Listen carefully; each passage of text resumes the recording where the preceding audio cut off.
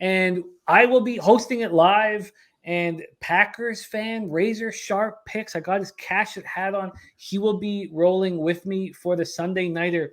So expect to hear somebody screaming shot time over and over again. And I will have a fresh bottle of Kraken to destroy. 73 Fahrenheit, partly cloudy, 10 miles per hour at Lambeau. And I can't wait to hang with you guys for the Sunday nighter. Bears, Packers. Let's take a look at the line history here. The Bears opened up as 8-point dogs. And they got to 8.5 yesterday at 2:10 p.m. And then at 3:18 p.m., it moved to 10. That is where it's – and not only that 10 was it's come down from the Packers at -10 were plus money, and now they're even money. So just a ton of love for the Packers here. Did I look at the total? Sorry, quickly look at the total. Opened up at – wow, did it really? I don't believe that. It says – I don't believe that. It opened up at 45, is down to 42.5. I think there's a mistake here. That's what I expect, 45 and 42.5. Take a look at the cash for the Sunday nighter, 8,524 tickets in, 37% of the tickets, 77% of the cash on the Packers, and we saw this huge 1.5 or 2 now from full, but a big move towards the Packers. Then you have 48% of tickets and 93% of cash on the under. And it's dropped down to 42.5. My goodness. Bears started the Ryan Poles, Matt Eberflus era with a big 19-10 win at home over the Niners. Justin Fields, 8 of 17 for 121 yards, 2 touchdowns, 1 interception. And that was ex-Niner Dante Pettis with the game-changing 51-yard TD pass, only catch of the game. Khalil Herbert carried the ball 9 times for 45 yards. Montgomery, 17 times for just 26 yards, caught 3 passes for 24 yards. Bears averaged the fewest yards per play in the opening week at 3.6, but there was weather issues.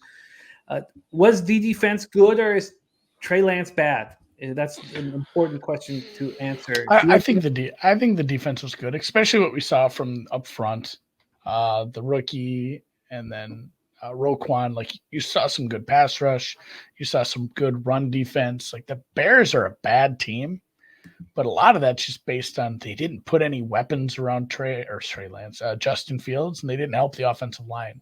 Like, that's going to be a struggle all year to coach around that. But the defense still has some decent pieces, and I did take the 10 points here. A divisional game, a big rivalry game with a low total, and a Green Bay offense that Minnesota's secondary is not good. Like, it's not as if, Minnesota has these shutdown corners. They have a very good safety in Harrison Smith, who did pick off a kind of a 50-50 ball, for being honest. But it's not like Green Bay went and played some amazing defense and got shut down. They just don't have the receiver. The offensive line looked suspect at times, and the receivers are just not good. That Lazard's going to miss, I'm almost certain. Mm-hmm. So I took the 10 points. It's a decent enough defense where how many points did the Bears really have to score to cover the 10?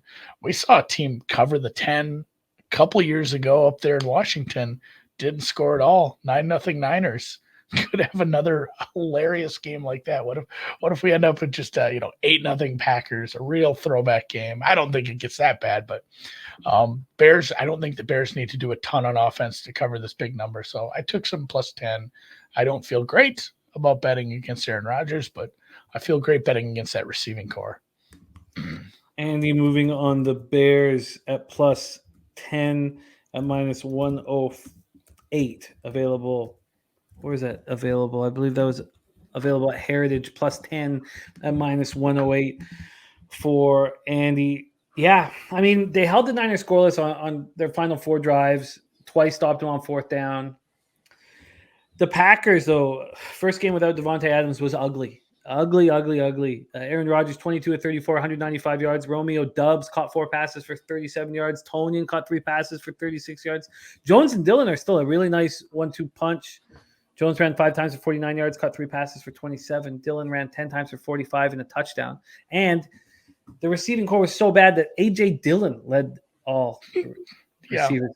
I mean, that's not a good sign. I mean, Rodgers, he's already not a guy who usually trusts young receivers, and he had a young receiver drop a touchdown right off the bat. So Yeah, it's just not an offense that should be laying this many points against a team that has a little bit of a squirrely defense. And we saw flashes of Justin Fields playing. Like, he had an amazing run last year. He's good. He just needs help. So we'll see what we get from the Bears. They have decent enough running backs. Shorten the game. Try to keep it close. Yeah, I don't know. Like, Chicago, Minnesota's offense clicked, and it clicked fast. But it's not like they needed that many points to win that game either. The Green Bay just didn't get the offense moving, and I think we see more of that. I'm going to need more time. It just feels like a lot of you guys have that same sort of feeling that I had with fucking Arizona last week. I was like, oh, it's too much. It's too much. And it just, it's 37-7 in the fourth quarter. I felt like such an ass. Bears plus 10. I can understand that. And maybe if this was at 10 right now, you wouldn't see 37% of the tickets, 77% of the cash on the Packers. And maybe the real sharp action came in when it was 8.5. And that's totally legitimate. Yeah. And Birdie here asked, so many stopped trying to score. Minnesota, for as aggressive they were early, like, they ran on more first downs than they passed. They did become a little more passive with the lead, which I don't love ever from a team. You should be avoiding those ugly first down runs. They have a good enough running back to do it, I suppose. But if you go look at their split on early downs, they did become a little more passive with the lead, which is fine, I guess. Extend or speed up that clock, keep it moving, just get to the end of the game, keep the ball out of Rodgers' hands, because even they've been burnt by him enough times. Well, I have the luxury of getting to live bet this with everyone on Sunday night, so I'm not forced to put in any action, but I liked to have a plan going into the live bet. Razor Sharp Picks will be with me this Sunday night. That is the Sunday Nighter.